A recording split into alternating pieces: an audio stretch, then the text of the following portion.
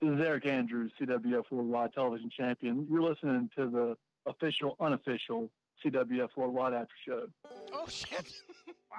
Oh, God. Oh, God. Oh, we didn't I see keep doing the Brown Sucks, oh, God thing. For going on 2 years now. The guys here on the network make fun of me for it, no less. Trevor Lee. There you go. The host, ring announcer, sometimes brilliant commentator, the lovely CL Party. CL, how are you doing tonight? I am great. I'm so excited to be here. Thank you so much. The technical director of CWF Mid-Atlantic, the one and only Grant Sawyer. Thank you for joining us, Grant. How are you? Oh, thanks for having me back, buddy. I'm happy to fill in because, I'm just sitting around listening to you guys anyway. I could be in that building at Absolute Justice and cut a fart. Mm-hmm. 6 years later, they're going to be like, whatever happened to that badass Joe White sitting in the third row cutting farts? Right. Everything fucking means something in this place, and I love it. What you want, White? You're supposed to remember shit. Mm-hmm. They don't insult your intelligence. Damn right they don't. None other than the one, the only, Sis. Sis, how are you doing tonight? I'm fantastic. Is Johnny P. John Philip Pavage is going to be joining us. How are things going? Oh, good. I got a break from editing because you're calling me. Okay. So I have to ask. I still have to do everything. It's just that I get to pace myself better. I have to ask because you mentioned it. Yeah. What are you editing? Again, that music can only mean one thing. We are joined by the current, reigning, defending, rising Generation League champion of CWF Mid-Atlantic, and that is Mr. Kane Justice. What's up, Kane? What's up, guys? And by the way, it is the record setting. I've defended the belt 8 times. There you go. More than anyone else in history. All about Kane now, man. Bruce Mitchell is joining me right now on the line. How are you, Bruce? This week I have done shows with Wade Keller, J.J. Dillon, and WWE Hall of Famer, another WWE Hall of Famer, Stan Hansen, Gerald Briscoe, WWE Hall of Famer, Jim Ross. And now the highlight of the entire run, it's built to this, been like a great wrestling program. I've been climbing that ladder, and now I'm here on the blow-off show, the blow-off match. You're it, man. You transcend all those guys. I was going to go the opposite of that and say, look how the mighty have fallen. No. I had to build my way to this show, the CWF. I appreciate Unofficial, it, sir. official. I'm with Trevor on this one. Oh, come on. I'm with Trevor on this one. Come on. You got Cecil on the air going, oh, maybe it won't be one of these guys that's here. Maybe it'll be a new guy to dethrone him. Well, how about this, Cecil? Nobody's going to dethrone him. How about that? That's right, Trev. I love this show. This is CL Party welcoming you to the unofficial CWF Worldwide After Party with Jeff Edwards and Joe White. All right. That was the new intro done by the one, the only. He spent 4 days in his basement making this, his man cave making this thing. Felt like it. It felt like it. He returns tonight, ladies and gentlemen. Bruce Mitchell, it was great having Bruce Mitchell on last week, but nobody can substitute. Nobody can take your place, Jeff. Thank you and welcome back. Thank you for joining us this week. What's going on, man? Oh, not much, White. It's good to be back. Thanks to Bruce. He did okay. He was okay. He was okay. My absence. Yeah. We were the blow-off match for him, though. So, I loved it. I loved it. I thought he was going to say, now I went on podcast 1 with Jim Ross and did all this other highfalutin stuff, and now I'm here on fucking YouTube with Joe White. That was good stuff. It was. Oh, man, we got people in the chat room. It's Mr. Chancellor Justice. I wonder who that could be in the chat room joining us tonight. And, of course, Grant is there. Jonathan Miller is there. We want you to call in tonight. We'll tell you when to call in. You can call in to us and let us know what you thought about tonight's episode. We want to know what you think about the Weaver Cup so far. Let us know what you think of the new intro. 434-710-4900. That's 434-710-4900. And that's how you can call in with us tonight and chat with us. But, Jeff, we have episode 116 tonight. Yes. What did you think of 115? Because you really haven't given your thoughts on it, and you weren't here last week. So, what were your thoughts on the show last week? I thought 115 was a hell of an episode. Mm-hmm. Specifically, I will say Epic and Matt Nix. I want to see more of those two. Mm-hmm. Let's see here. Utamaro. Yeah. The Tajiri, Great Muda influence. I love that. Of course, Logan Easton LaRoe. That was a great match. Daniels and Stevie Fierce. I wouldn't mind even seeing more Stevie Fierce. That was good. Of course, the kickoff, Calhoun and Moretti, basically a comedy match, but it was okay. And the tag team craziness with Caprice Coleman returning. Hell of an episode, Joe. Very eventful episode. Yeah. And you got Daniels, Epic, LaRoe, and Calhoun advancing. So yeah, I enjoyed it. I enjoyed it from top to bottom. The Caprice Coleman thing really kind of, I did not expect that. Him to return because I wasn't there live at that show. So when I saw it on Worldwide last week, my reaction to it was, holy shit, it's Caprice Coleman, Yeah. So, but he's not the only big name that returned. We had a little bit of a return tonight, a little bit of a big name returning tonight as well. Yeah. Let's go ahead and roll with it here. We had Ethan Alexander Sharp versus Mitch Connor kicking us off. Round 1 action in the CWF Mid-Atlantic Johnny Weaver Memorial Cup Tournament. This is first round action. And we got CL Party holding the trophy there, showing us what it's all about, giving us the intro. I'll let you go ahead and kick it off here this week, Jeff. What did you think about the Ethan Alexander Sharp versus Mitch Connor match? I love the fact that Ethan Alexander Sharp went over. He looked decent in this match. I got to say, though, overall, I thought it was a little bit boring. Not going to lie. I got to be honest. I got to tell you, I was there live for this, and when I watched it, I was like, when I was sitting there live for it, and even it looked better on YouTube and went over better on YouTube. A lot of the stuff went over better on YouTube tonight than it did live, surprisingly. There's never, I got asked from many people associated with the promotion what I thought of the match or what I thought of the show live, and my answer to them all was there's never a bad show here at CWF, which is true. There's never a bad show. I haven't seen one yet. It's not, it's definitely not crap. It's definitely awesome. I think it's awesome when you go to that Sportatorium live. There's just something about that building. That being said, though, there was a lot of things, as far as, on YouTube that I did have a problem with, and one of the things was this match. I think, I will say positive, though, this match was probably Sharp. Ethan Alexander Sharp the last 2 weeks on Worldwide, with the tag match last week, and then this match tonight. I feel like we've seen more out of Ethan Alexander Sharp the last 2 weeks than we have all year. And the commentators even made reference to it of, hey, he's being aggressive lately ever since that match with Sis.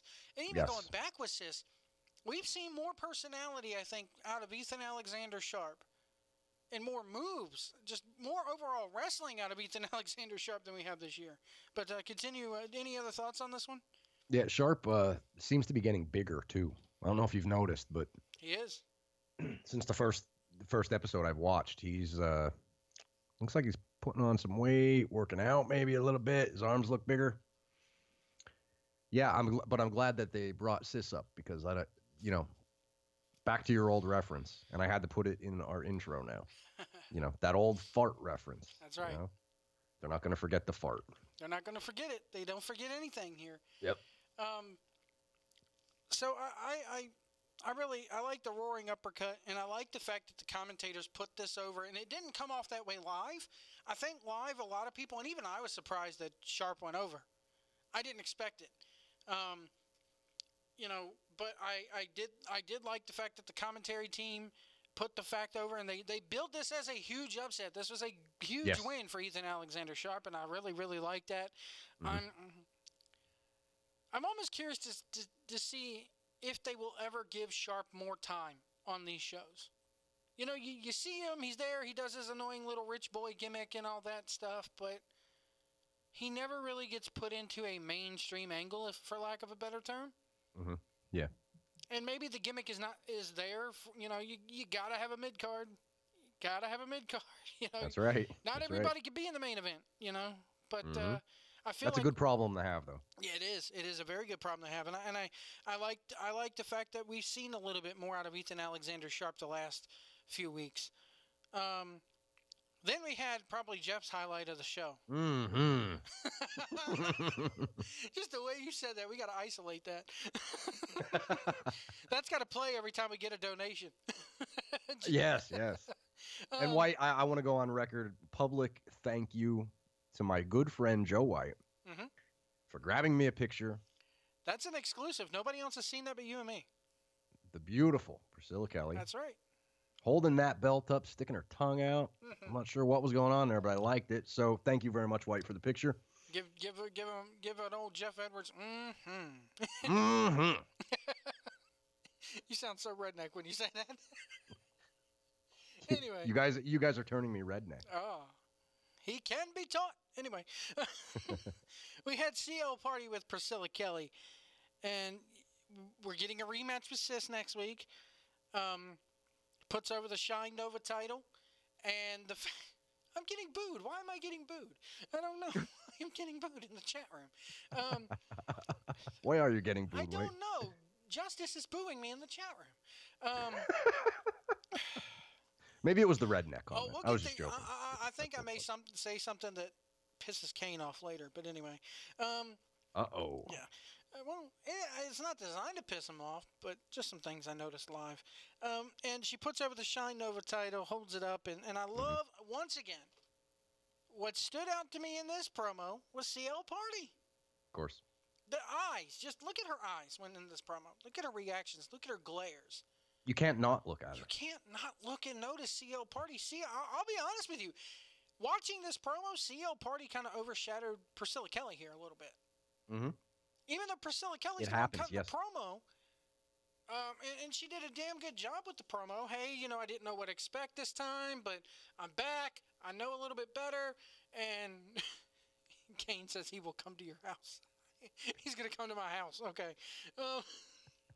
Kane knows where you live. Kane knows where you live. Jesus Christ.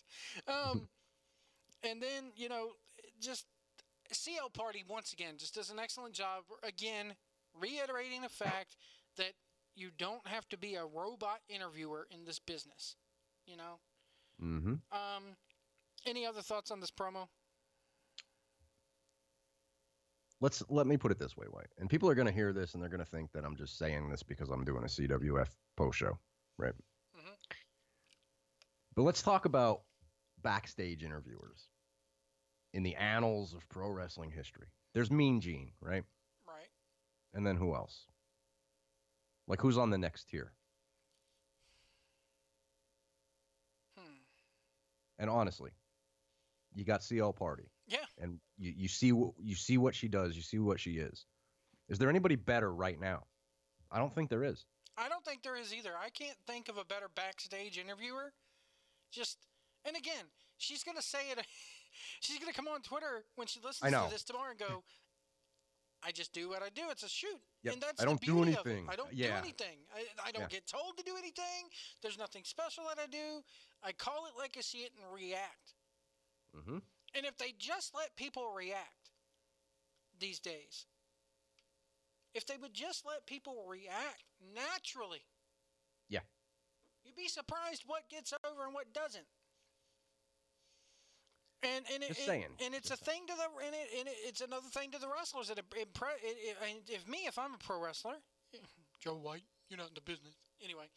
Take a bump, Joe White. Take a bump, Joe White. Anyway, let Kane put you in the twist ending, Joe White. Your arm will be broke for 3 years. Anyway, Joe White, you never been in a twist ending, Joe White. Never been in the twist ending. I'm out of the twist ending business, bro. Anyway, that's a double shot. Yeah.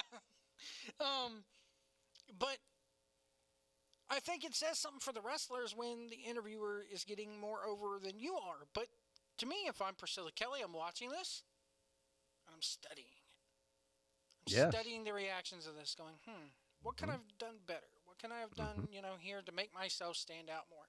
Granted, It was only about maybe a good 30-second to minute promo. I don't time I don't think it was that long. Yeah. We're not sitting here with stopwatches and slide rules, folks. This isn't the Wrestling Observer. So that's for sure. So I mean, you know, it's almost like, you know, I was grateful that they let her even cut a promo. It's good to hear Priscilla Kelly talk. Yeah. Yes. She can talk. There's potential there. And it's good that they teased the fact that she's coming back on. Yeah. The next match was almost shorter than the promo that preceded it. And yes. Cam Carter versus Smith Garrett. Oh, wait a minute. Okay.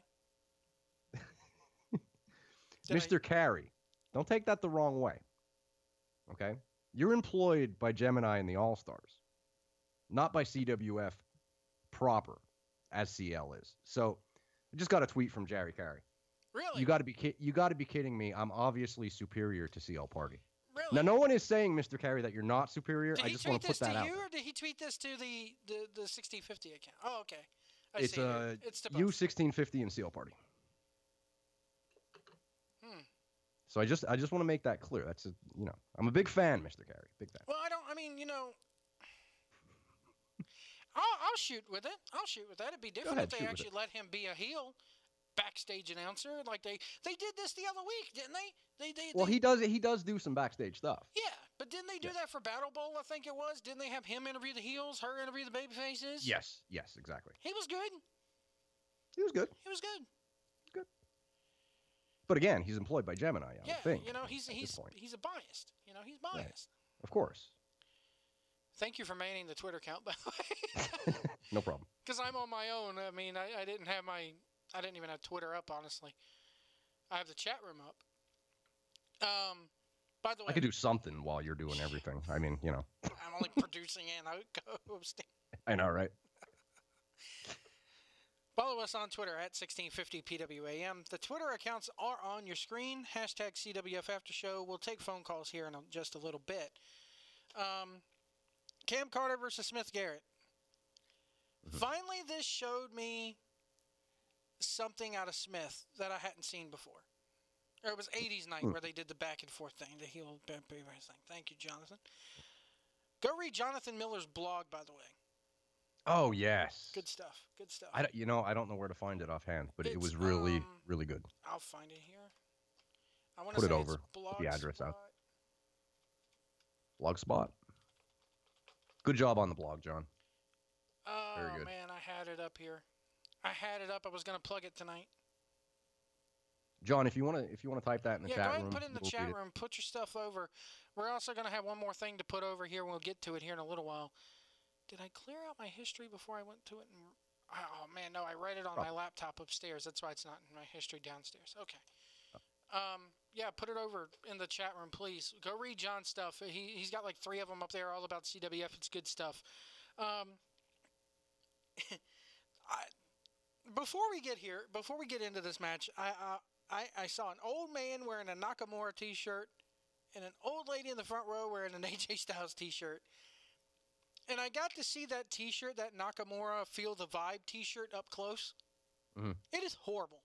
Is it? It's got a ninja star on the back of it, for crying out loud, along with the nunchucks. Of course it does, Joe. Karate chop. Of course it does. It has to. I just thought it was funny, like, you got this old couple, and they both got WWE shirts on. It's like, oh, thank you. Very interesting. It's like, oh, that's kind of cute. The old man and the woman. I was like, maybe that'll be me and my girlfriend in a few years, maybe, if I start watching again. Right. So, Smith Garrett, basically, Carter goes at Smith's knee, goes up top. Smith rebounds and catches him with a roaring elbow in 17 seconds for the win. I was shocked by this. I was too. Maybe they found something here. I've been very, very, very, very critical of Smith Garrett. It's Mid-Atlantic Miller at blogspot.com, by the way. It's John Miller's blog. Okay. But I've been very critical of Smith Garrett. Him not finding his way. With me, at least. Now, what did he do here besides a 17-second squash match that showed you something? The fact that it was a squash match. Maybe we need more of that from him. Okay. Maybe we need more of that high-impact stuff from him, you know? Okay, all right. I'm not saying you got to book him like Goldberg, but... Right. I don't know. Something about this with him clicked with me. Now, the thing coming out wiggling his tongue back and forth, I hate it. That's a little weird. I don't know what's going on there. He looks like a mixture between, when he wiggles that tongue, he looks like a mixture of Voldemort and Baraka from the Mortal Kombat games. You know Baraka? Yep. The dude with the blades in his arms. That's who he looks like. Stop with the... Just like people are asking Chet to stop wearing the goofy sunglasses, stop coming out and wiggling your tongue. Smith. It's just... It doesn't... I don't know. Maybe it does something with the ladies. I don't know. It may. You're not Gene Simmons. I mean, come on. Your thoughts on this one? I was surprised and I was actually disappointed because I kind of wanted to see Cam Carter again. Me too. So I was a little disappointed in the fact that I couldn't watch it, but it did. I mean, it did what it needed to do. It made Smith look impressive as hell. I don't know. Something tells me now that Smith is going on in this tournament. I think it was a waste of Cam Carter, to be honest with you, with this. Yeah, possibly. Because, I saw the match. Cam Carter versus Smith Garrett. Mm-hmm. And I was like, you look at that match on paper and know who's going over. You knew Smith was going over in that. Mm-hmm. Put him against somebody where, no offense to Cam Carter, not by any means, but put him up against somebody where you think he may have a chance. But then again, if you do that, you don't have the 17-second thing that popped me. So I don't, it's a weird mix. Yeah, that's true. Good point. Kane versus Chip. Now this was your request. This was my request to Stutzy Claus. For Christmas. Grant came right up to me after this show and said, "What'd you think?" And before I could get my answer out, he goes, "I already know what you think about the Chip and Kane thing." Interesting. I liked it. It makes sense. They don't need to be in the Weaver Cup. This match did not need to be in the Weaver Cup, Or if it was going to be in the Weaver Cup, it didn't need to be... One needed to be in Block A, the other needed to be in Block B, if you get what I'm saying. Like, this is a finals match to me. Yeah, but White, I got to say, on commentary, they basically told you it took, how did he say it? Is Kane the next Trevor? It took Trevor 8 years to become Trevor. And that's why, I don't know if he's in our chat room tonight, but Mr. Wrestling God came up to me when I walked in the door and goes, "I hope we put on a good show for you tonight because I don't want to hear any negative thoughts from you." But he came up to me during the intermission, or I think it was during the intermission, or maybe after the, it was during intermission. And he said just that. There's some guys here who have been wrestling here for years. Kane's been wrestling here for only 1 year. October makes 1 year. Right. And I tend to forget that because of the fact that he's so fucking good. Mm-hmm. I know you do. Got to crack on Mama Justice here. Well, not crack on Mama Justice. Mama Justice was all over this match. Mm-hmm. Got to tell you, let's see. Mama Justice, man, was rocking pigtails, rainbow socks, and light up shoes. She looked like she just walked out of the 5th grade. I loved it. And she has a shirt on the back of it that says, "Mom, shut up." Written in that, what you call it, that glue. Remember, like you used to do the glue on the shirts, like the neon glue that sticks on the t-shirts? So there was "Mom, shut up" written in that. That's funny. It's awesome. That's all right, Mama Justice. Get yourself over. That's right. The whole deal, what did you think of this one? I'm curious to see what you thought of this because you didn't watch it live. You've only watched it on YouTube. And It was a totally different experience live than it was on YouTube. But what are your thoughts on this one? For me, I thought the match was good. I like the draw, to be honest, because, I mean, it keeps Kane strong, but at the same time, they're not going to, they're basically telling us, chill out with your love of Kane. Yeah. They're basically saying that at this point. But they still kept him strong with the draw. And I love the post-match, they were getting at each other. Chip did the babyface deal, 5 more minutes, and Kane did the heel thing. No, this doesn't mean anything to me. I'm out. Yeah. I thought it was really good from bell to bell and then after. I like the fact that they had a heel putting over the importance of the tournament. Hey, if it's not for that cup, what's the point? I like that. It's very rare that you get that from a heel's point of view, You still with me? I'm here, sorry. That's Sip of all coffee. You caught me in coffee sip. Oh, like. sorry. Yeah, I hear what you're saying. Yeah. I like the fact that he's like, give me 5,000 squats, young boy. Yep. That's another thing, too. They're bringing that out But now. I keep thinking of, and I hate to bring up a WWE reference on this show, but remember back in 99, there was a guy who debuted, former Olympic gold medalist in Kurt Angle. Yeah. And despite the fact that, take away the gold medalist aspect of it. Yes, I know it was the gimmick. Oh, you're talking about Jason's dad? Jason's dad. Yeah, Jason's dad. Okay, I got you. Jason's dad. Jason's dad debuted in 99 and didn't hit the indies, didn't have very much training under his belt, and was a fair rookie in 99, old Jason's dad. And Jason Angle's dad had one of the hottest years in pro wrestling. Nobody was trying to cool him down. He held the Intercontinental title, the European title, and the WWE title, I think, in his first year. His first year. Went over like gangbusters, too. Nobody was saying, hey, cool this guy down. I look at Kane Justice, and I can't help it.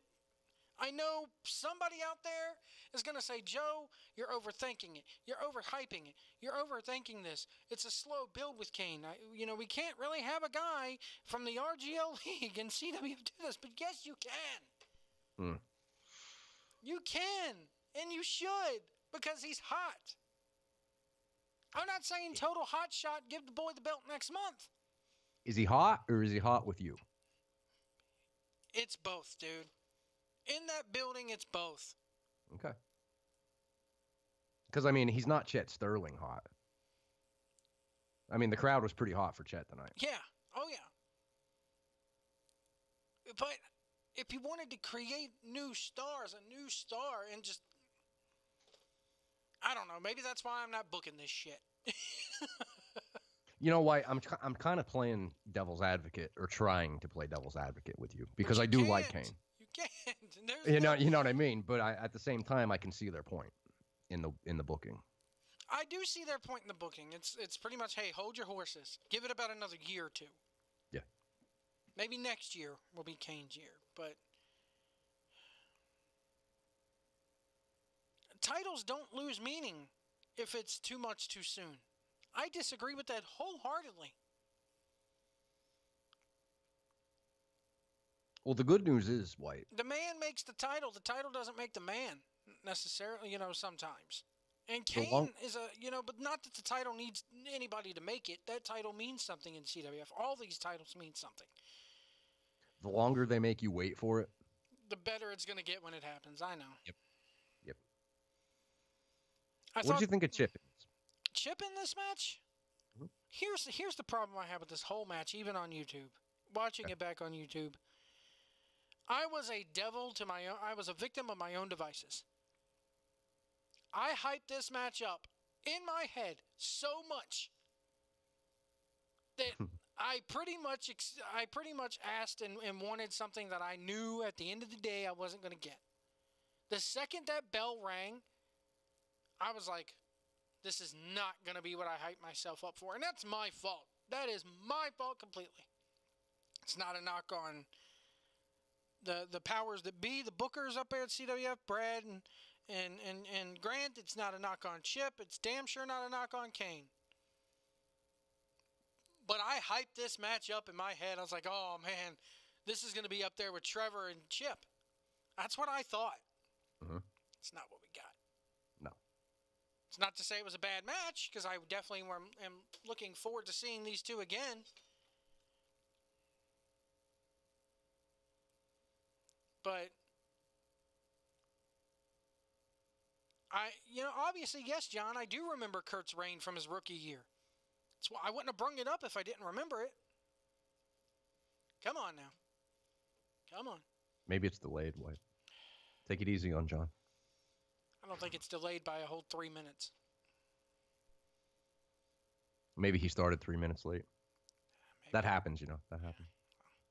Confuses AC all the time, by the way. But we'll leave that there. At least John showed up.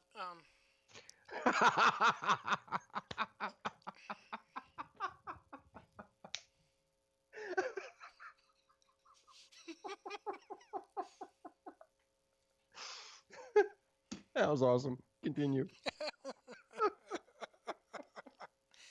Modified stump puller. I like that. Instead, and Cecil just showed in this how much he knows compared to Brad, and how Brad really isn't good at calling moves. Because Brad's like, stretch muffler. Kane's like, no, stump puller. There's a big difference. Yeah, that was good. Yeah.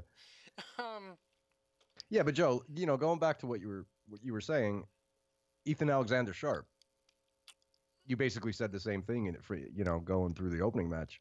Not everybody can be in the main event right now. You're right. You're right.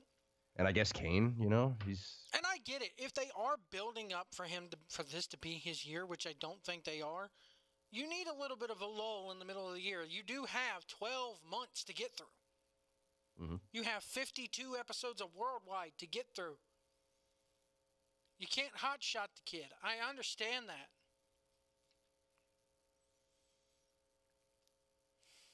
But it's just a matter of, you got something there. But like you said, when it finally happens, Oh, you're going to pop like crazy. Just don't make him a baby face and win the title. He's got to be a heel. He's got to be a damn heel. That's my biggest fear with what they're going for. And we can talk about that a little bit when we get done with the review tonight. Oh, by the way, screw the tournament, kick his ass, Kane. Was that you? Yeah, that was me. I thought I heard you. I forgot I wrote it down here. It was me. I thought that was White. That was me.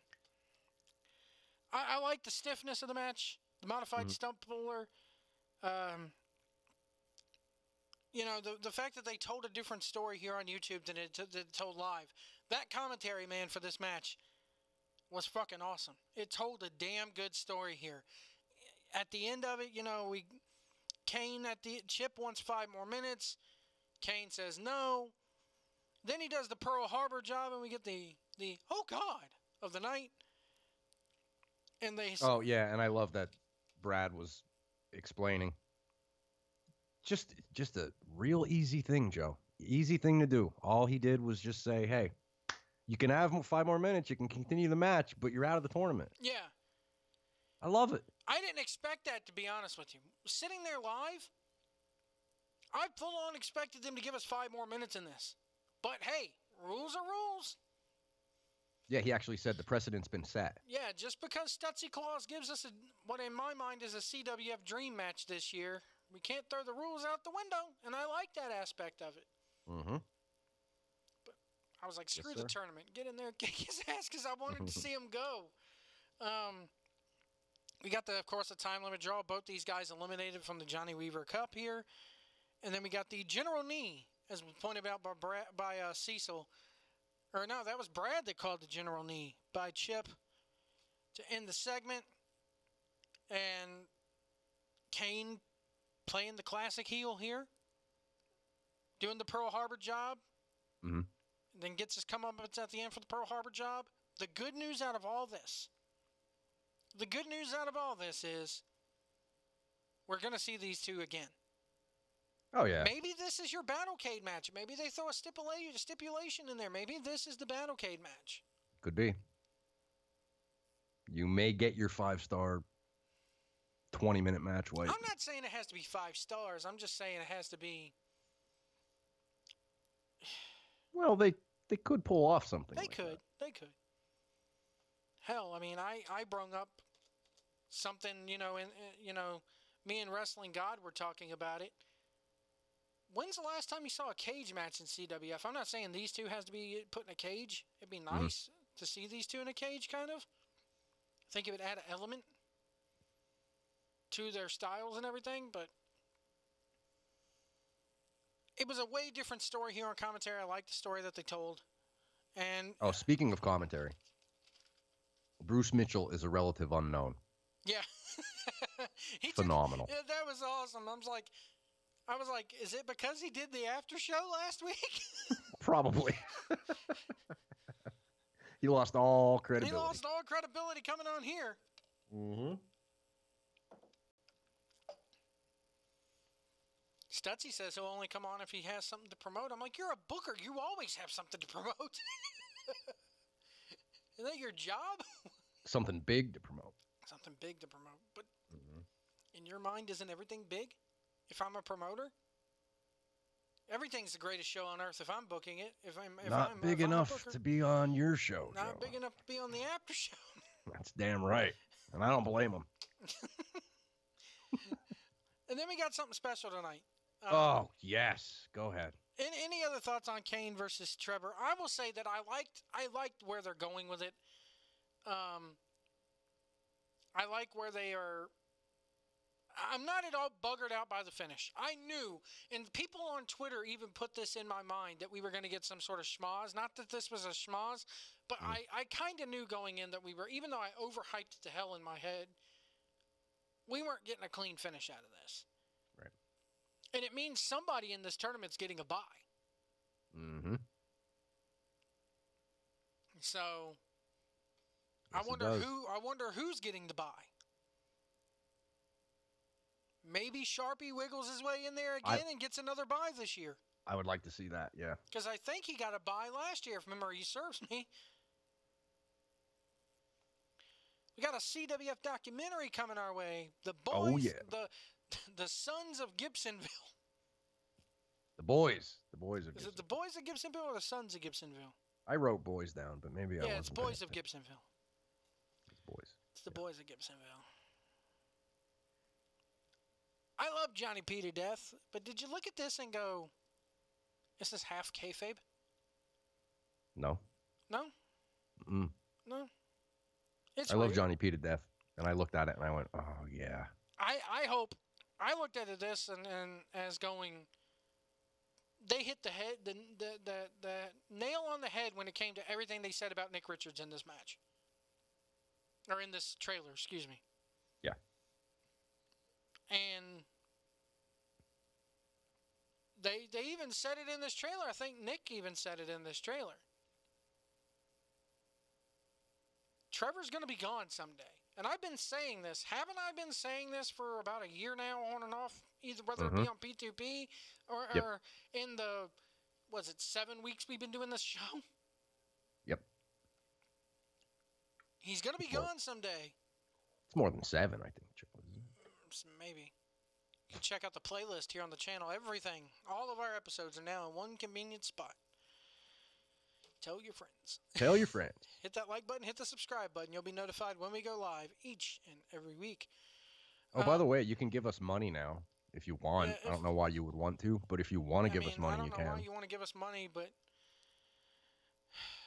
half the people who listen to this show have gimmick tables of their own. Well, yes, we officially have our gimmick table set up. We have our gimmick table set up in the description, I believe. You can vote. You can do it via credit card or PayPal. We thank you for your patronage. We'll never put our content, never say never in the podcasting business, but right now, it is not our intention to start a Patreon. We're not going to make you pay for our content. $3 to hear what somebody thought of fucking Great Balls of Fire. You got to be freaking kidding me. Well, you could set that up how you want to. She just has to set it up that way. Yeah, but to sit there and go, for my Patreon $3 subscribers, you want to hear what I thought about it? You got to be, Yeah, that's her problem. That is. Anyway. But anyway, the boys of Gibsonville, Joe. It looks nice. I'm looking forward to it. Here's my thing with this. They're focusing very hard on the Trevor Lee, Nick Richards match from Absolute Justice because that's what he was there to film. But I'm hoping, and if Johnny P is listening to this, I know Johnny P's probably not getting paid a dime to do this. Is Johnny P charging for this? I'm not at liberty to say or discuss or predict that one way or another because it's none of my business. Well, you can project. Well, I'm going to say that Johnny P is doing this out of his love for CWF and the fact that he wants, like us, we started this after show because we love the damn promotion. Right. I'm just wondering if it's going to be, pressed on DVD or if it'll be digital or free on YouTube. If anything, I guarantee you they put this out through the High Spots Wrestling Network. Maybe. Makes sense. Because one of the problems he had with Barbed Wire City was the fact that documentary got pirated out the ass. Oh, yeah. It's the problem with everything. One person pays for something and then it's gone. Puts it's it up over. on a torrent website. Yep. How do you think I watched? I'll be honest with you. I downloaded the Nakamura Cena match because I wanted to see the match. They did pique my interest with it, but I found a way to watch the match without giving a fucking nickel to Vince McMahon. Well, good for you. Good. But Johnny P, on the other hand, Johnny I'd P be is willing worth paying for. I'd be willing to pay. Johnny P is worth paying for. CWF is worth paying for. Mm-hmm. Yes, it is. So I hope, though, my main thing coming out of this trailer, though, is that I hope that this is not a one-off. And I know money, time, he lives 8 hours away. It's hard to come and do this, but you're doing this one, by the look of the trailer, it's based around this one feud between these two leading up to Absolute Justice. I want to see more. I want to see, they're doing the boys of Gibsonville. You're going to see more. Maybe the next one next You're year gonna see more. Comes in and does, the Rumble or Battlecade. Maybe we see one all about Battlecade, I have a feeling that there's going to be more on this than just Trevor and Nick. Really? You don't think it's just about Trevor and Nick? Nope. You think this is just a tease? Yes. Yes. Could be. We'll see, though. I could be totally wrong, but we'll see. Maybe we need to get Johnny P on next week and ask him. Johnny P again. Johnny P again. You can never have enough Johnny P. No. The more the Johnny P, the merrier. That's right. Two things CWF fans can never get tired of. Us. Johnny P. And Johnny P. Oh, God. Oh, shit. Jerry Carey and the All-Stars? Yeah! Best faction in wrestling right here. The only faction in wrestling right now. Anyway. No, there's some that I wouldn't actually call a faction. Factions, but this is a faction. This is a stable. It's a faction. What's the difference between a faction and a stable? To me, the Four Horsemen, stable. Stable, right. All-Stars, faction. No, wait. All-Stars, stable. Sanity, faction. Right. I don't know. Anyway. Roy Wilkins versus Chet Sterling. We get our usual introductions by Jerry Carey. Batting cleanup for the All-Stars is Roy Wilkins, and he's facing Mr. Chet Sterling. And Chet Sterling, again, just like Smith Garrett, I have not had particularly crazy things to say. I mean, putting him over as far as Chet goes in the last few weeks. But this match, between this match and, he's shown me a lot in the last few times that I've seen Chet, live and on YouTube. So I just wish, I think me and Johnny P are in complete agreement when I say that he needs to get rid of those freaking glasses. I just don't buy the sunglasses. He's different. Okay. Well, he sells them at the gimmick table. Can't blame a guy for trying to make a buck. Anyway. Does your kid have a pair? Nope. No. No.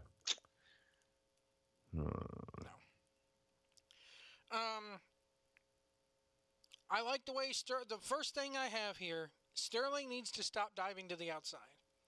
That dive looked horrible. I hate saying bad things. I hate being negative on this product at all, but that dive to the outside just looked. I don't know if Roy didn't get around to catch him in time. I don't know if Sterling shortchanged it, but those dives to the outside, one day he's going to hit a chair and he's going to break his neck. Yeah, it's a very small space to be. It is. You need to work with the dives. It's true. I'm all for big flashy moves, but I'm also more for working smart. Right. I mean, I put it this way. Nick Richards isn't going through tables and putting people through barbed wire in every match. Every once in a while you'll see that stuff. Right. Wilkins hits the 7th inning stretch after an STO by Chet, and then Chet rolls him up for a pin. This was they sold this as a bit of a, oh, he got him type thing. What did you think of this first match that we got here? And again, Chet moving on. This was kind of an upset to me because I expected Roy to be, in the Weaver Cup, kind of, as I expected Roy to advance. But then again, when they announced this match of Chet and Roy going up against each other, I was like, this should be interesting. But well, after watching 115 and watching up till this point, I think it's pretty obvious what the finals are going to be. And it ain't Roy Wilkins. No. So, I thought the match was tremendous. I could watch these two for hours. If they'd want to wrestle for hours, yeah, I'd watch it. It's phenomenal. It was very good. I liked it. I liked the finish. I loved the finish with the roll-up. Yep. I love the coach with the towel. Yep. I love the, he was throwing some penalty flags. They're just so damn good. It's awesome to see those guys. Where the coach shined after this is Chet's walking out back near the concession stand right there. Eric Royal comes out and does the Pearl Harbor job on him. Yes, sir. And they get Chet back in the ring, and they're stomping like a true away. stable would, by the way. Yes, a true heel stable would, Yes. And then Coach reaches in his back pocket and pulls out a big old pouch of Big League Chew. Loved it. And gets a huge ass wad of bubble gum in his mouth while putting on a pair of brass knuckles. And as you're sitting there, you're thinking, "Oh my God, is Goose's cooked?" Now live, I'll admit, I marked out for this because I didn't see it coming. This wasn't advertised. I didn't know that he was there. Nobody had tipped me off that he was there. You hear, "Stand back! There's a hurricane coming through," and Shane Helms comes out. Yes. This was beautiful. I loved it. The crowd popped huge for it. Of course, Shane, no stranger to CWF, said that we got a tag match. They get it changed into a tag team match, and we got a little Teddy Long reference with the holla holla. And said that the CWF fans are the most loyal fans on the indie scene. Amen to that. Said that Coach looked like he was eating a biscuit, and I believe somebody said something about Biscuitville. Biscuitville, yep. And they wanted to know something about where he got the blue condoms to fit over his ankles, his calves. And there was live. They didn't show this on TV. The older lady wearing the AJ Styles shirt that I mentioned before yelled out something about condoms, or Shane went over and asked her something about condoms, and everybody was like, "She uses them. She knows where to find the blue condoms." So this old black lady sitting in the audience, everybody's goofing on her about blue condoms. What did you think of the ensuing tag match and the Hurricane showing up and everything that went along with it? Good to see the Hurricane now that he's more available. Yeah. I hope he shows up more often in CWF. That'd be nice to see. But Joe, this whole setup is exactly why I love this product. It's an indie. It's a show on YouTube. And how hard was it for Stutz? He probably, took a nap and thought of this. I mean, like, how hard is it?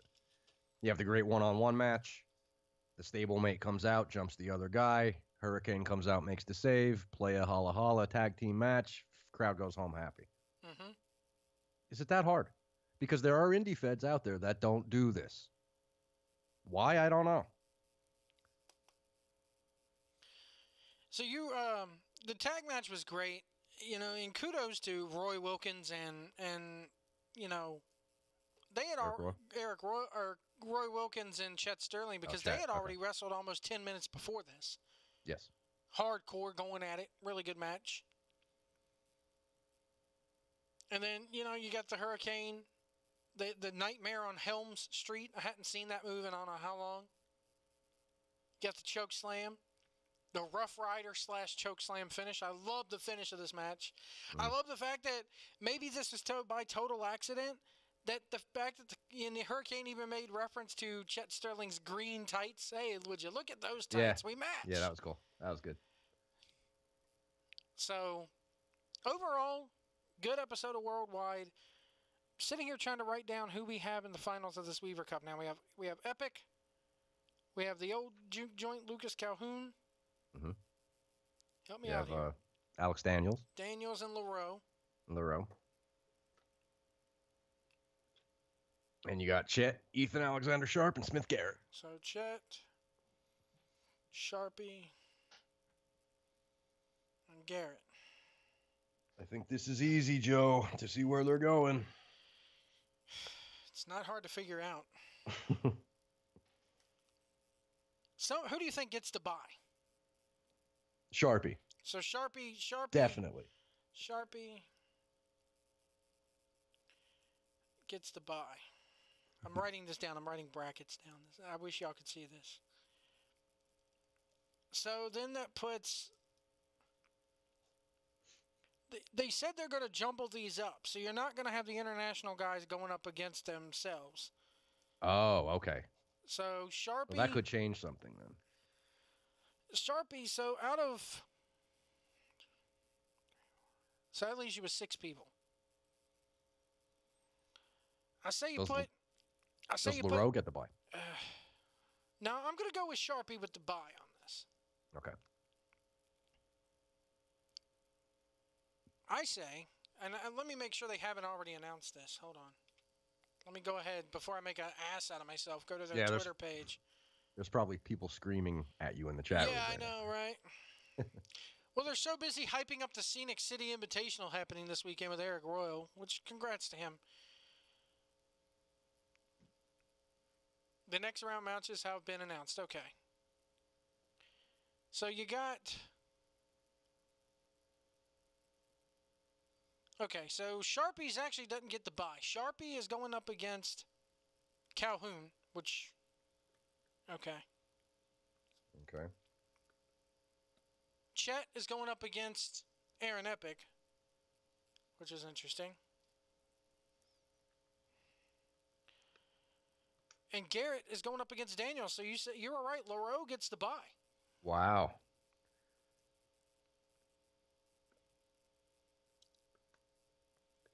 And it's funny how on my paper that I'm writing these down at, without even looking at the Twitter page, I got the international bracket on one side, the CWF bracket on the other side, and I wrote them down.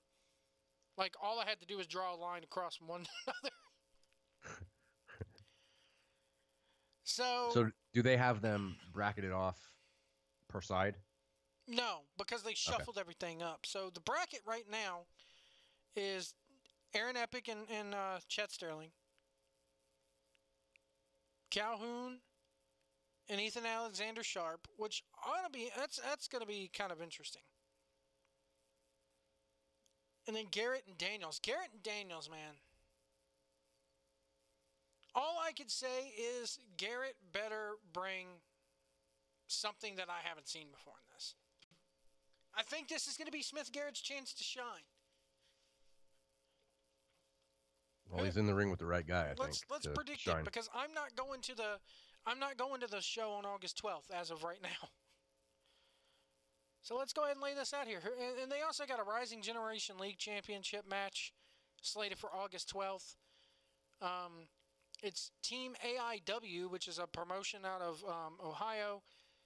You got Frankie Flynn, Garrison King, and Dr. Daniel C. Rockingham going up against Team CWF Dojo. So it's a 6-man. You got the Mermaid Aspen Rose. I don't know why I said LaRoe there. Versus Casey Lennox. I've never heard of Casey Lennox before. Haven't seen her before. And then you got the tag match, the Dawson Brothers versus, hell, I'll call them the Revolutionaries, Lockhart and Coleman. It's gonna be that's a good card. It's a good card. But let's go ahead and make our predictions right now. Who do you think goes into the finals out of these 3 matches? LaRoe. It's weird for me. I mean, well, they're. I think Chet versus, somebody says Chet versus Daniels in the chat room. Jonathan Miller says Chet versus Daniels. I think it's going to be Chet and LaRoe. That's what I'm thinking. I think it has to be because of the PWI title. So Chet's probably going to go over Aaron Epic. I have my reservations about this because of what we saw out of Aaron Epic before with the pile driver and everything. That it's going to tell a hell of a story if they choose to go that route. So I'm going to go with you on that. I'm going to say Chet goes over on Epic. Sharpie and Calhoun is crazy. That's going to be comedy filled right there. Mm-hmm. I could actually see that being a draw or a double DQ or something. That might be bonkers. What do you think? I think Sharpie goes over. Okay. I'd like to see Sharpie go over.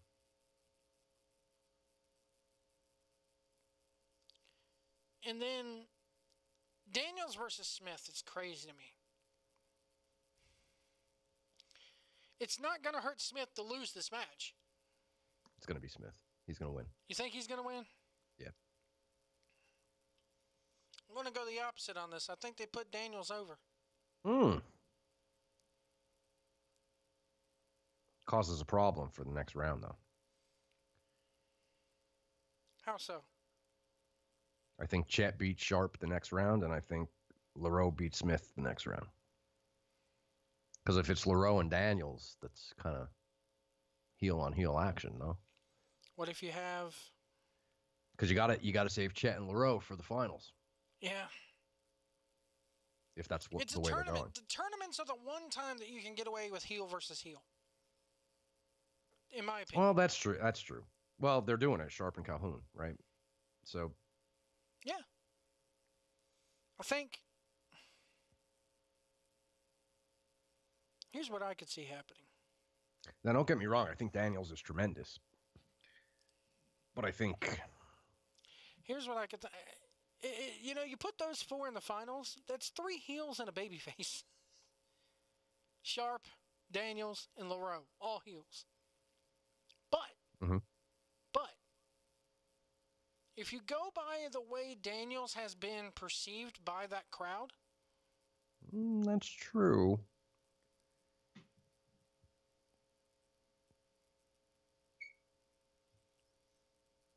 Yeah, if it's you know what? If it's Daniels and LaRoe, that crowd's going to be behind Daniels 100%. Yeah. And you do Sharp. Well, maybe you do Sharpie and LaRoe. Honestly, I don't think Lucas Calhoun is going to the damn. No, I really don't. Think so. All due respect to Lucas, I like the gimmick and I liked his match last week on Worldwide, but the Joey Ryan Dick spot, you like that? I wouldn't go that far with it, man. I say you do Sharpie and Daniels. Well, No, you can't go that way. That's how you do Sharpie and LaRoe. You put Daniels with Chet. It'd be a hell of a match. Daniels and Chet would be a hell of a match. Hell of a semifinal match. And it would make it better for. It would make it better for Chet's win. Look at all he had to go through in this tournament. He had to go through the All-Stars. He had to go through Alex Daniels, who put on a hell of a classic a few weeks back with Trevor. Yep. He had to go through the threat of the pile driver with Epic now. Yeah, with Epic. Because I'm sure that's going to be the story of that one. Maybe I got it wrong. Maybe, I don't know. It's weird how they booked this with Epic going up against Chet because I wanted to see more of Epic in this tournament. But it doesn't look like we're going that way. Got a chance to talk with Grant afterwards. And I said... Grant Sawyer? Yeah. Awesome. And he goes, like I said, I was like, I didn't mind the Logan or the Chip and Kane finish because it kind of, based off what I saw tonight, it makes it pretty clear where they're going. Let's talk about where they're going here for a minute. Okay. It's pretty obvious that this is Chet Sterling's year. Yes. As much as I want it to be Kane Justice's year, that's now been thrown out the window to me. Who knows? We may still be talking about Kane for the next 6 months, 5 months. Probably will be. Oh, we will be. But it's pretty clear that, the way they're booking this, and again, I'm armchair booking, this is Chet's year to win this tournament. Agreed.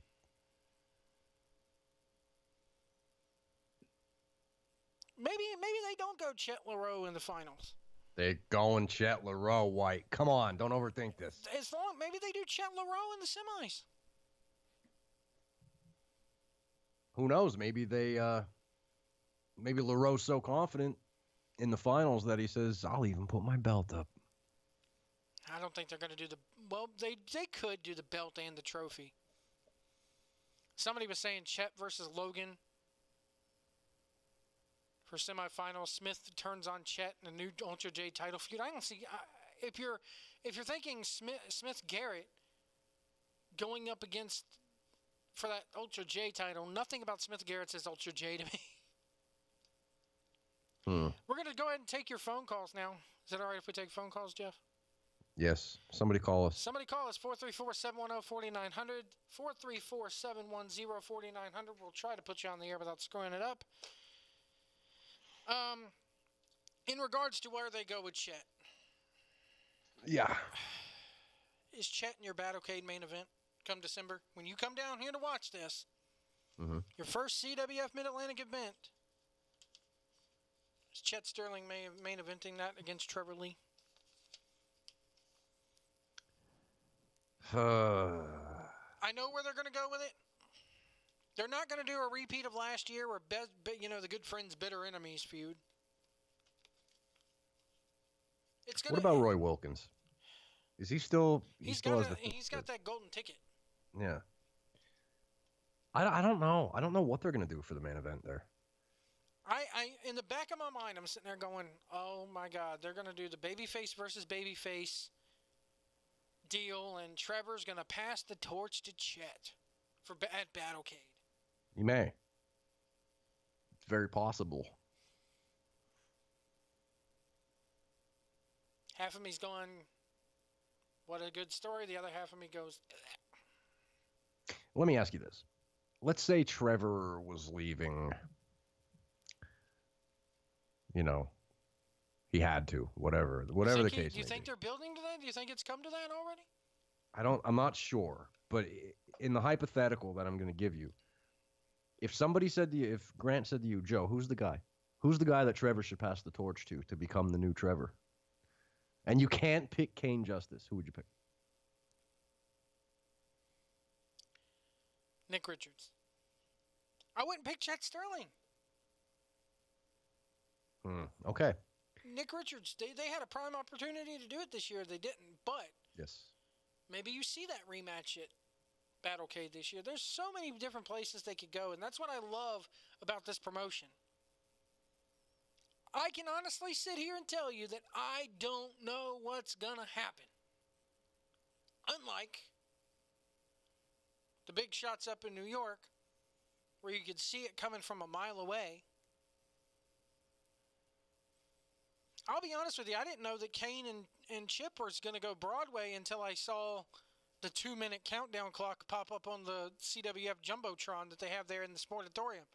Mm-hmm. And as soon as I saw it at 2 minutes, I was like, oh, God, they're going to go there. And they did.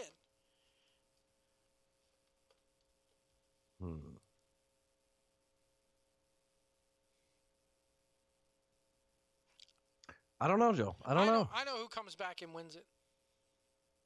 Kamikaze Kid. No. Did you ever go back and watch that last man standing match between him and Nick? Yep, it was unbelievable. That was freaking crazy. The barbed wire, it was insane. I'm shocked that CWF had a match like that. Really? Yeah, shocked. Doesn't happen often with him. Couldn't believe it. Battlecade, though, I mean, I can honestly sit here and tell you, we can armchair book this thing for Battlecade till the cows come home. We could do this all night. Mm-hmm. There's so many possible scenarios. Roy Wilkins still has that golden ticket. He can cash it in at any given time. Yep.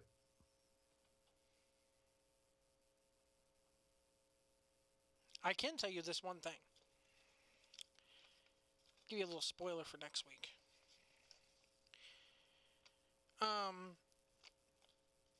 Eric Andrews has a TV title match next week.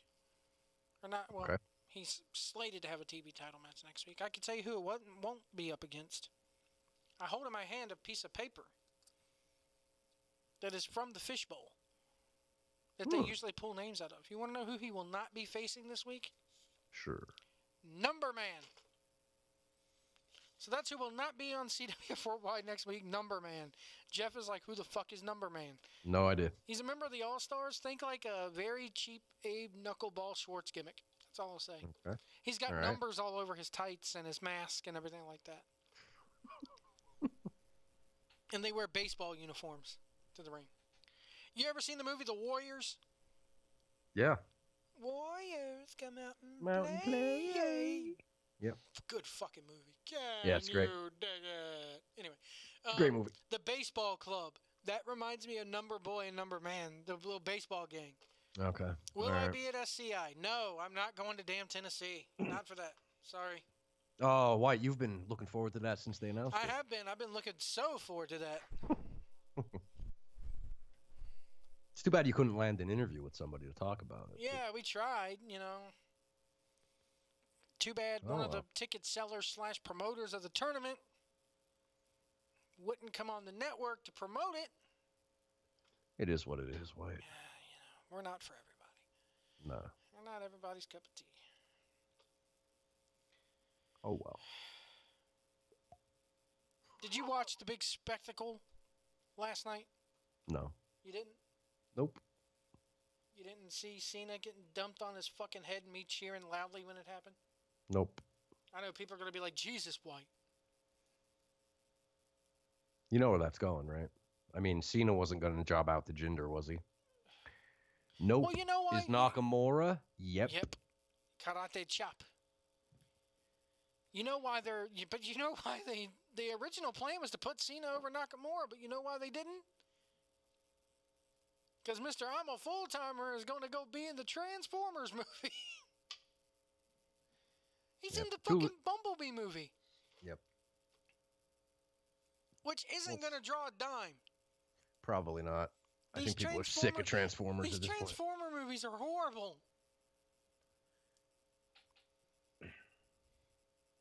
What about this, White? I actually had a thought I wanted to run across you coming off of last week's show. Okay. PB Smooth. Right. Okay. Can we maybe get him in the All-Stars? Maybe some squash matches. Maybe some antics from the coach and Jerry. And let him hang out around two pros like Roy and Eric. Without treating him like Chappie. Oh, no. Which I got some. Well, You got some chappy news? I got some chappy news. I'll tell you off air. Okay. I'm not allowed to say on Oh, air. okay. All right. Stop there. Kayfabe. Anyway. Because I'm looking at that guy. I'm listening to you and Bruce, and I think you said he had an NXT tryout. Yeah.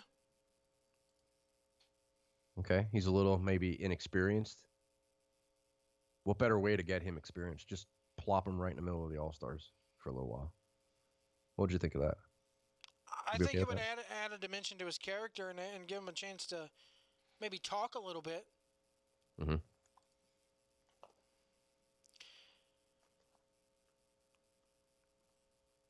Because, dude, there's something about that guy.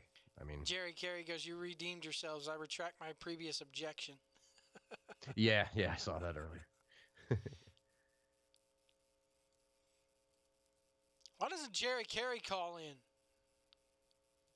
Come on, Jerry Carey ain't going to call in. Jerry Carey's too busy writing his fantasy baseball and football things. He's probably watching a baseball game right now. Probably is. Idiot. You, not him. Which is to say he's falling asleep. Sport's so goddamn boring. It's a great sport, White. It is good. I like baseball. I'll be honest with you. I like sports. I like going out and watching sports. Watching them on TV is a freaking drag to me. Let's talk ESPN for a second while we're on sports. Oh, okay. Oh, God. Oh, I guess we could spoil this. No, we do can't we? Spoil it? ESPN might sue us, bro. It's not canon. We can spoil it. I gotta go find the canon sound now. Damn it. We can spoil this. Because I'm not watching it. Well, I'll watch it on ESPN because it's CWF, but as soon as that segment's over, click. But they had the big battle royal. Any SCE talk, Joe White, since that will not air on Worldwide. Well, I mean, it was held at the Sportatorium. There's your cannon sound. There you go. They did the big battle royal thing for this. Yeah. I played everybody my part. representing a school, I guess, right? Yeah, and I'll go ahead and spoil it. So, spoiler alert. Just say Alabama. Alabama wins. There you go. Now, it was fun. I mean, the battle royal itself, it was a damn good battle royal, actually. As far as battle royals go, it was a good battle royal. And it was probably a fun for Grant and everybody to film. They actually got to do a bit of actual TV production. It's good PR, White. Good PR. I'm not, It's Oh, it's gonna get trimmed down, Grant. You know it will. Come on. And we have a little bit of. I'm not the only one that had trepidations about this match. I honestly don't think they're going to show the entire match. No, they're not. I think they're going to show highlights as they're talking about the teams and, they're making their picks for the year. They're going to cut to that, and they're going to show a highlight package with Alabama winning, and they're going to say, well, there it is. CWF predicts Alabama. Friend of the network. I'm going to say like a minute, Joe. I'm going to say a minute of coverage. I'm going to say they show probably maybe a minute and a half. Okay. They'll show all this. They're not going to show every elimination. And I hope I'm wrong, to be honest. I hope they do show the whole match. But I do too. But they got their own belt made. That's what kills me about this. They got their own title belt made. It's a nice belt. I didn't get to hold it, but I saw it up close. Let me make a double. I'll make a double prediction. That's going to be on the college pre-show. The minute and a half. But maybe they'll put it on the internets for you.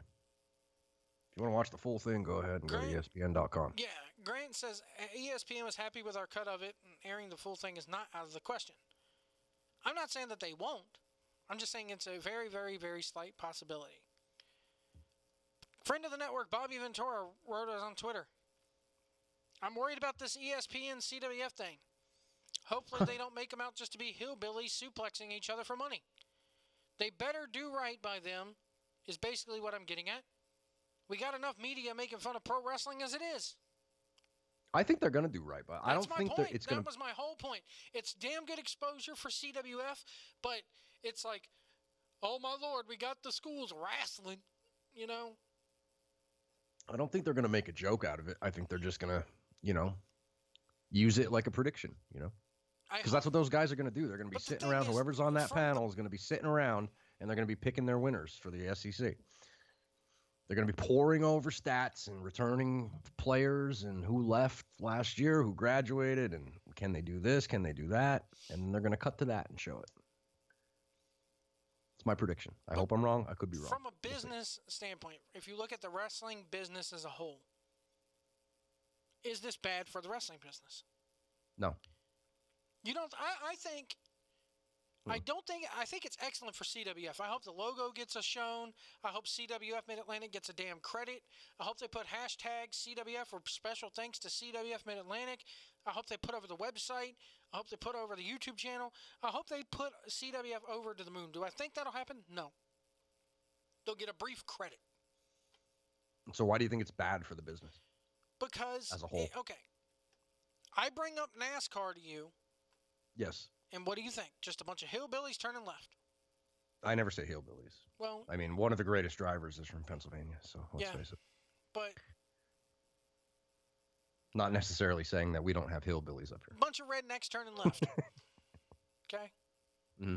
And I've been saying it. NASCAR has to get past that stigma. Wrestling has to get past that stigma too, and that's how I'm so scared that ESPN's going to treat it like again, a bunch of hillbillies. Let's go to the wrestling. I think it is past that stigma to a point because Vince doesn't do wrestling. He has a universal title, not a world title. He doesn't do wrestling anymore. Dude, as much as he doesn't want it to be seen as wrestling, the world still treats it as wrestling. He can get over himself on that. But I don't think people look at it as rednecky anymore. Is my point. I won't go rednecky. I'll say fake. Yes, we know it's fake. Come on. So is Law and Order. I think it'll be fine, Joe. I'm not sure what you're worried about. I'm hoping it will. I'm hoping to God it will. Do you really think they're going to be making fun of come the on. winner? Here's the thing. Here's the thing. 2 years ago, we had Undertaker tombstone pile driving a guy in a turkey suit on Jimmy Fallon. That's what they think of wrestling. That's what mainstream media thinks about wrestling. That it's treated that way. I don't want it to be. CWF, now that I've actually quit watching WWE, I've said it on that video. It's all I got left, Jeff. It's all you got left, too. We'll check in on New Japan towards the end of the G1, but this is pretty much all we watch. I'm okay with it, though, Joe. I really think a percentage of that audience that's going to watch a college football preseason show, there's going to be a percentage of especially old guys. It's the SEC. It's the South. When they see wrestling on there, they're not going to be laughing at it. They're going to be going, there's people and who knows, the Joe? South, maybe they're going to go. Maybe they're going to say, "What is this? I didn't know ESPN has wrestling anymore. What? Oh, there's wrestling still. What is this? Where do I get it?" Do you honestly? The thing is, though, the SEC football, college football in general, is not just. It's regional, but it's not regional anymore.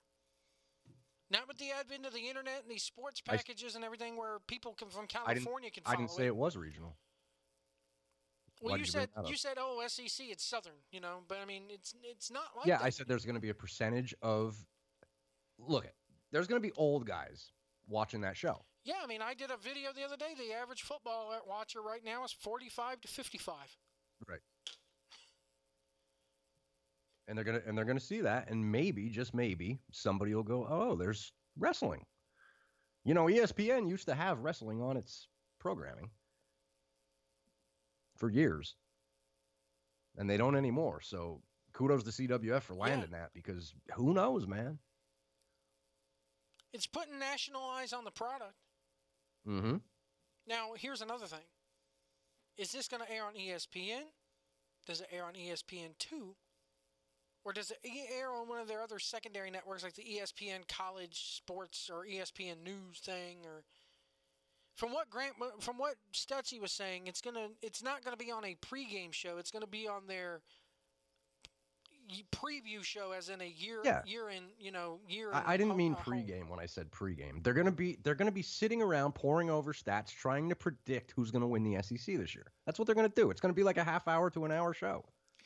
Grant says football game, and he told me this at the event. Football game pregame shows have skits that make fun of football.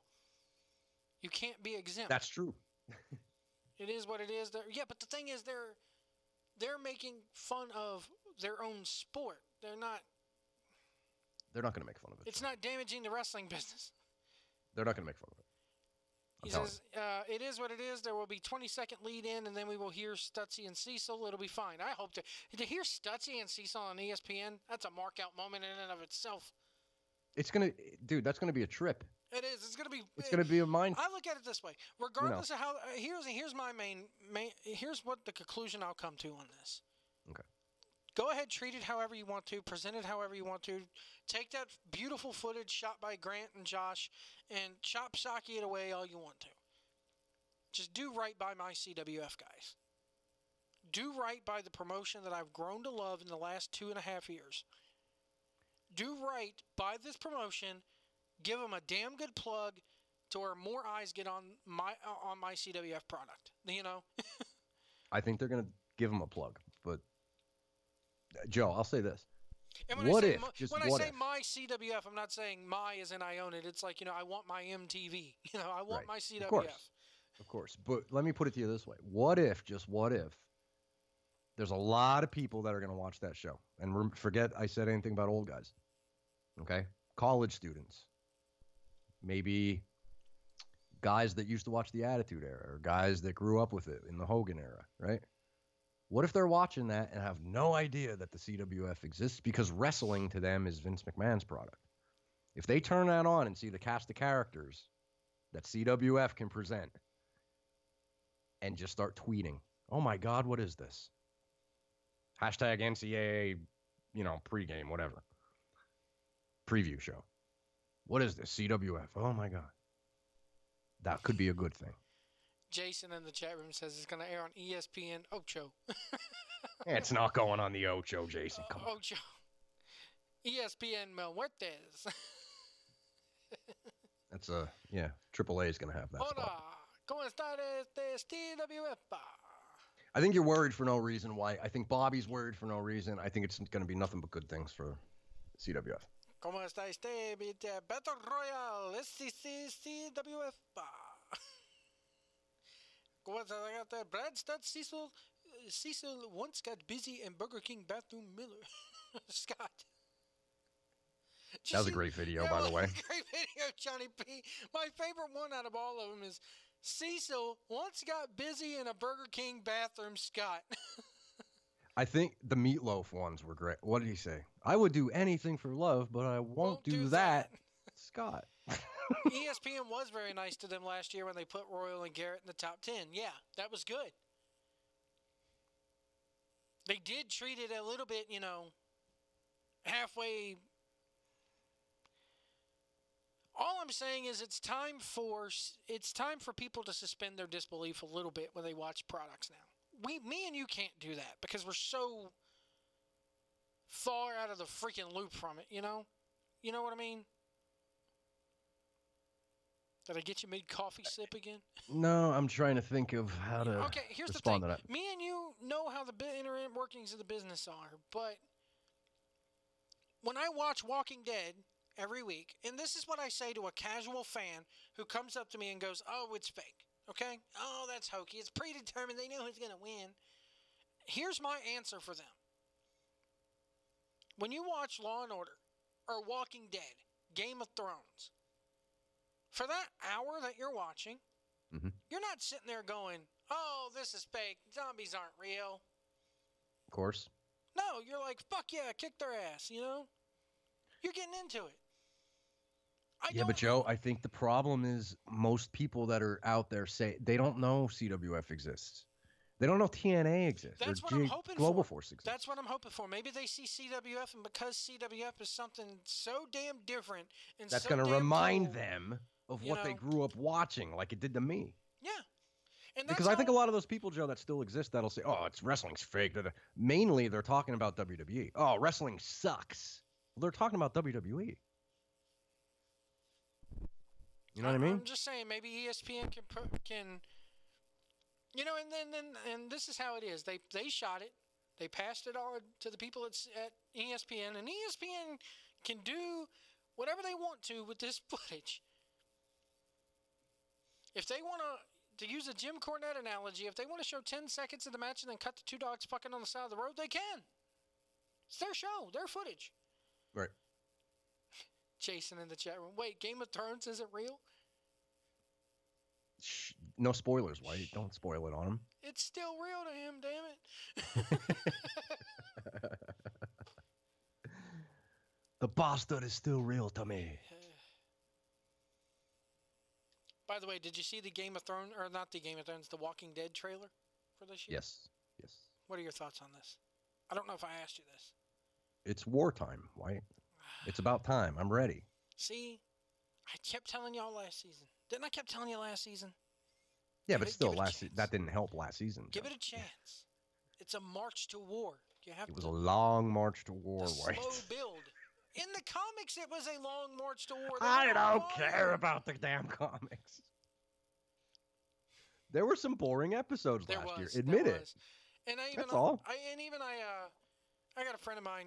She used to watch Walking Dead quite religiously and went to Walker Stalker Con down in Charlotte when they had it down there. And she's one of those people that wants to see Daryl and Rick in every episode. And I'm like, it's not the Daryl and Rick show. 16 million for Game of Thrones is the debut 2 weeks ago. 16 million on a Sunday night. Just saying. Sunday night, Vince gets 3 on a Monday. If he's lucky. Yep. Oh, by the way, that's what I wanted to bring up to you. I think the rating went up 1% for Cena and Nakamura. Yeah, I saw that, and I was like, oh, my God. They're the same number virtually. Yeah. Time to let him go. It is what it is. 2535 went to 2569. They gained maybe roughly 30,000 people. White, what if ESPN is so impressed that they offer CWF a time slot? Dude, I would watch every fucking sport on that. I would watch curling on that network if it meant it boosted them up and kept CWF on ESPN. Mm-hmm. Here's the thing, though. Going to use the little Guido analogy for ECW. When you go from mom and pop's deli to a Subway, things got to change. And do I want my product to change that much? Do I want my CWF to change that much? Won't change. I hope not. Why, I remember being a youngster running home from, I guess you'd call it junior high. Middle school. Okay. You call it middle school? Yeah, it's middle school. Okay. Running home to get home to make sure I can see World Class Championship Wrestling reruns on ESPN after school. That's how I got it.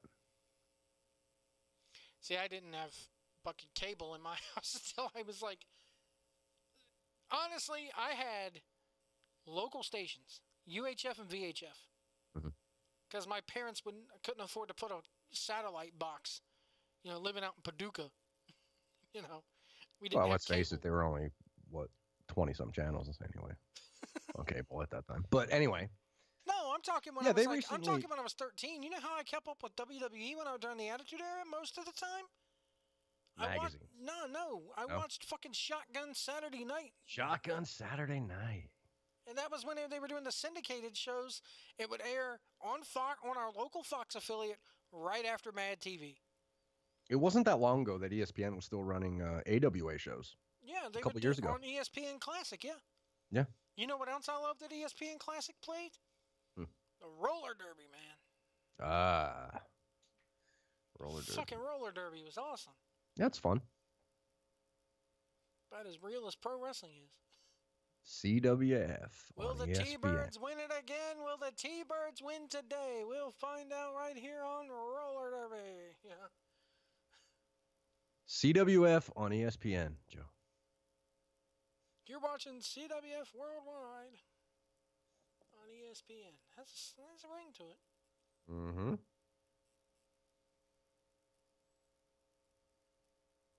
Then we'll finally be official because ESPN would see the hard work we're doing. I'm Brad Stutz sitting next to Cecil. He survived the ESPN layoff. Scott.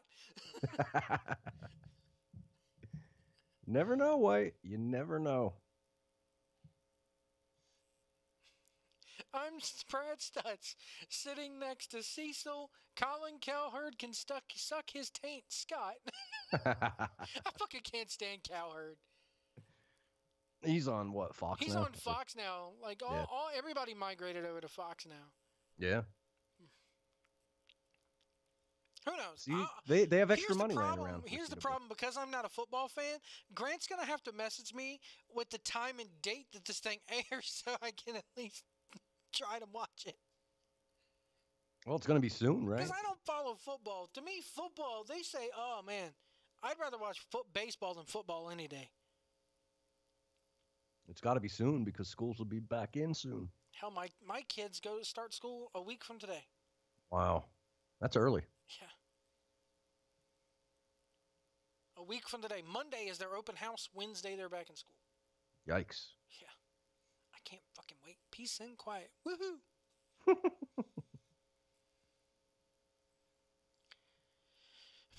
I just hope that CWF gets a rub out of this. That's all I'm hoping for. And who knows? They are. You know, they are. It's going to be a joy just to hear Stutz and Cecil on commentary on ESPN. I hope they play the whole thing. I really do. I do too, because I'll be honest, Ethan Alexander Sharp opens it with a promo because he has the Ole Miss shirt on, and he's doing his rich gimmick, but it airs this month. We'll plaster it everywhere when we know. Yeah, plaster it up. You know your girl is an alum from Ole Miss, right? Who's that? Madam Dixie Carter. Oh. Yeah, she's big. She's big on the Ole Miss. She looks like an Ole Miss. Anyway. Oh, come on, White. I signed Kurt Angle, even though he had an affair with a woman. Come on, White. You're telling me if Dixie didn't walk into your basement right now, you wouldn't put it to her? Come on. Say I'm right, White. Depends on how drunk I am. Say I'm white. Say I'm right. You're white. Okay. Say I'm white. You're white. Right. And then say I'm right. No. Come on, White. French maid outfit, White. Oh. Ew. Madam Dixie. Ew. You'd hit that, White. Maybe. There's a video on the channel, if you go back and look for it, where I did like a time lapse of how she aged over her time. I remember it. It was not pretty, man. But you notice since she's gotten outside of the biz. Out of the biz, she's kind of gotten back younger. Hey, Miller, kayfabe, will you? Come on. Anyway. What'd Miller say? Nothing. Okay. I thought it was something about Dixie. No. Thought he was blowing the whistle on your affair with Dixie Carter. He's kind of blowing the whistle on somebody else, and I was like, I don't know if they want that out there. Oh, yeah. Then don't. Wait. I'll tell you off air. Okay. You can know because you're my co-host. Thanks. I'll put it to you this way: the same person that shared that clip with us. Clip. Remember the clip? The clip, yes. Okay. That clip. Okay. That person is in our chat room each and every week. Yes. So. Kayfabe. Anyway. Kayfabe can exist. Chet LaRoe, book it. Finals. I don't know if that match needs to be the finals though with this tournament though, because they've already went. That's why it would be better Maybe. if it was the finals. Anyway. Chet goes over. I'm happy. You're pissed. It'll make for a good couple months. Until the Rumble. Yeah. That's another thing you got worried about, man. 2 more months until the Rumble. Grant can tell us what day is the Rumble on this year. They already know Battlecade's on the 30th. Had to replan my entire vacation around Battlecade being on December 30th. I'm going to say the 21st is the Rumble this year. 21st or 28th. Watch them say I'm wrong, and it'd be like the 14th. It's the 6th. Well, you're not far off the 7th. 6th is a Friday. There you go. We're doing the Rumble in September this year, White. You watch CWF, White? You know anything? Do you know anything about our product? It's the 14th. See, I told you. 14th.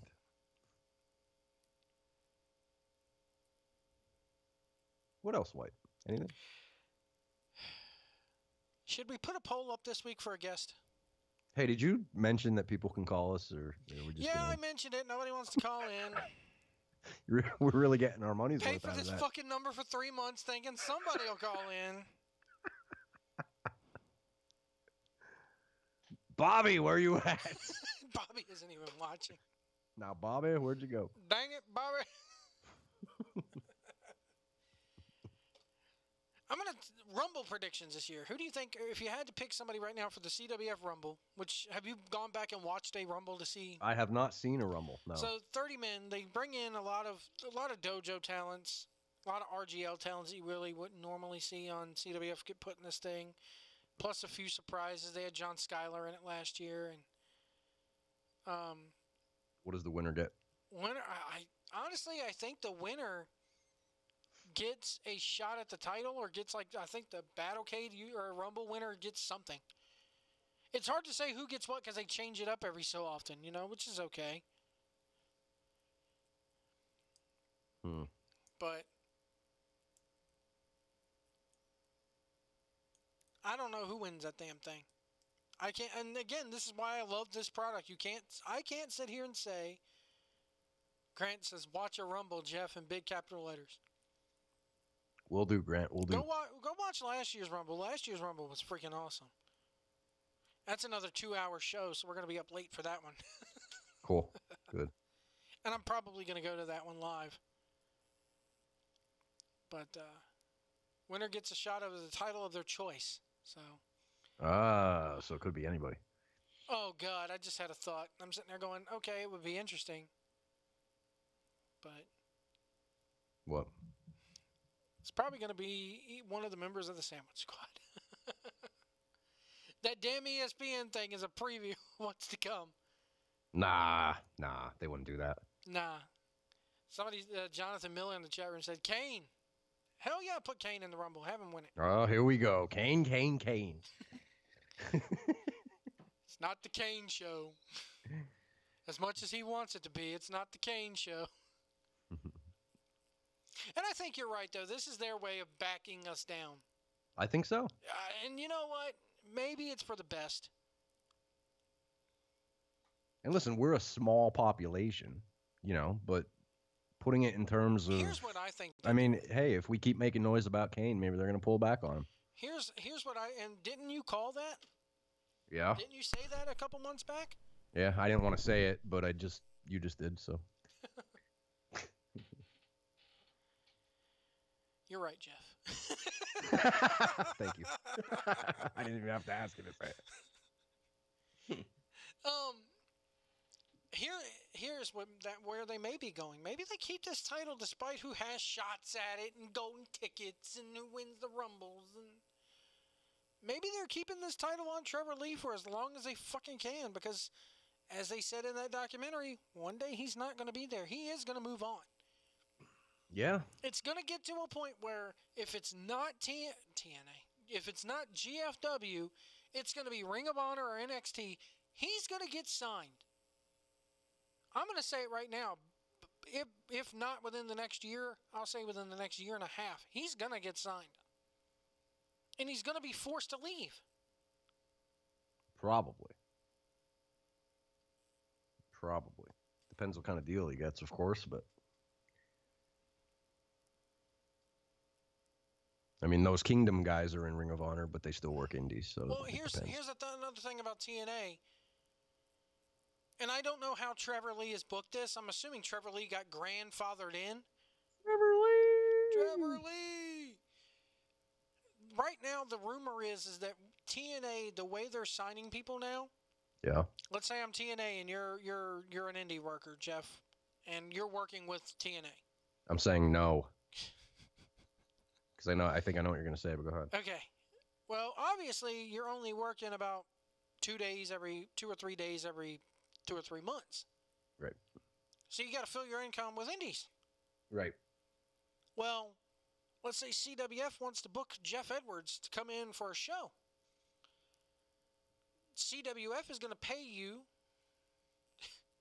Grant's probably going to laugh when I say this. Just say $5. I was going to say $500. Nah, 5. $5. Yeah, $5. Okay. Okay, so out of your $5, TNA is going to take 10% of that $5. Mm-hmm. And guess what? You as an independent contractor are still going to have to pay the full taxes on that $5 probably. Yes, and apparently I can't sell merch. And you can't sell merch. Oh, yeah, there's no way. There's TNA no way. is also going to take all of your merchandise sales that we sell at the event too. We're not going to give you any merchant. Right. Anytime you're at the Impact Zone and we sell a Say I'm Right Jeff T-shirt, no, we're not going to give you any money for that. Right. I'm hoping to God that Trevor Lee does not have this type of deal. Now, granted, it's none of my mark-ass business what he has, what he doesn't have, but I hope to God that Trevor Lee is better than that. And same goes for Andrew Everett, too. Mm-hmm. Yeah.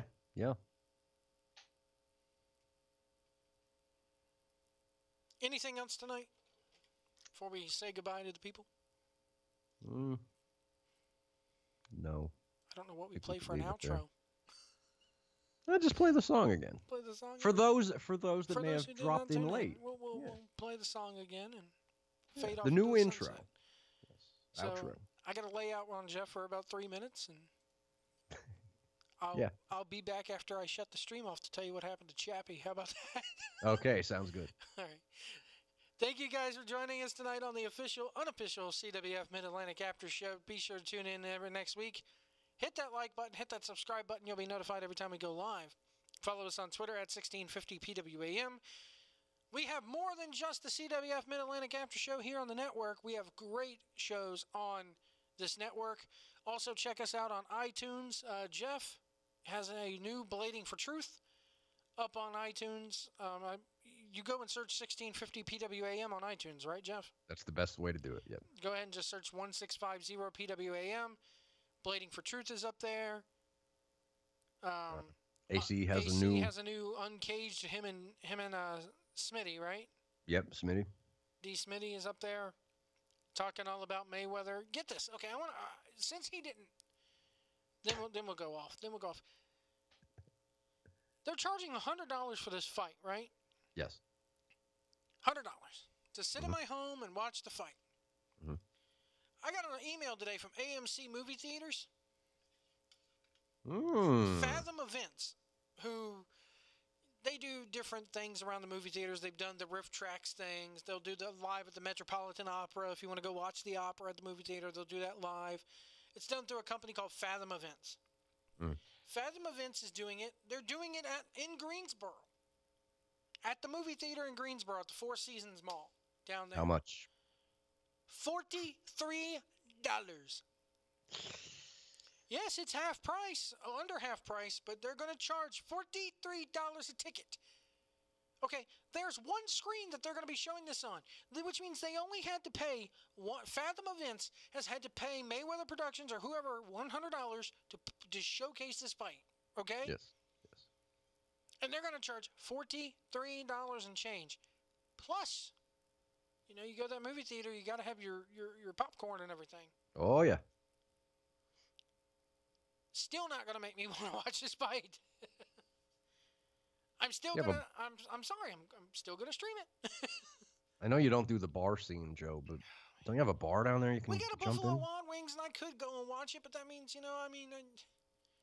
I got to be around a bunch of fucking drunks. And I'm sorry, I don't like being around drunk people. It's just not my thing. I love drunk people. No, just kidding. Alcohol and me don't mix. Me around alcoholic people don't mix. I'd get into a fucking fight first time somebody spilled a beer on me or came up and started jabbering nonsense to me and shit. Drunk people are no fun unless you're drunk. So, and I know you're not going to be drunk. So, what about can't you call Robert? He has Get a couple people in. He has no interest in this whatsoever. No. One more thing we forgot to plug here. That speaking of, Jonathan Miller put up his Mid-Atlantic Miller at blogspot.com. Oh, we almost forgot. Yeah, Johnny P. If you go to soundcloud.com/pro-wrestling-only, has his first episode of the CWF Road Diaries up there. Go give it a listen. It's about 13 minutes long. And he sits down with Stutzy. And it's why I want to get Stutzy on the show. I'll be honest with you. I'm kind of jealous that he got to him before we could. I'm so pissed when I heard that. I love Johnny P, but then I heard it and I was like, son of a, I want to talk to Stutz so bad. I'll be honest with you. It's a damn good interview. Go to it. It's awesome. It's soundcloud.com/pro-wrestling-only. Give it a listen. You know what this reminds me of? It reminds me of something, the way he edited it with the music and everything. Yeah. It reminded me of something you'd hear on NPR. Yeah. Very well done. Very well edited. Well, Joe, he's a documentary guy. So, I mean, how many times do you see documentaries, but you don't hear the question? You just hear the answer. Yeah. I love that. Now, he's on there a few times. The only thing that I did not like about Barbed Wire City that he did was no narration behind it.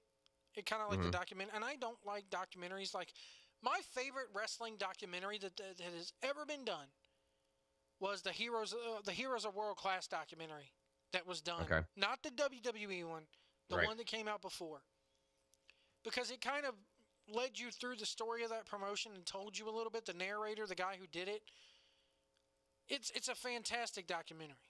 Is that the one where it opens up and somebody said you can hear the ghosts? No. Which one's that? Have you seen that? I have no idea. I have no idea what you're talking about. Okay. All right. This one is the one where, he actually sat down and talked with David Von Erich or talked about Kevin, or, he sat down with Kevin, excuse me. And Kevin is all over the documentary, and it's really, really good. He talks to a lot of CWF Mid-Atlantic personalities, and he kind of tells the story of, hey, declining ratings led to this, and it's really, I can't believe you haven't seen it. It's really good. I've seen a bunch, Joe, but I don't know which ones I've seen and which ones I can't remember the names of them, and,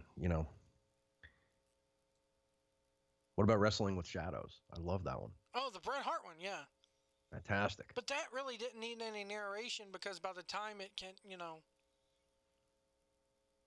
I don't know. The Barbed Wire City documentary, I think, needed a little bit of.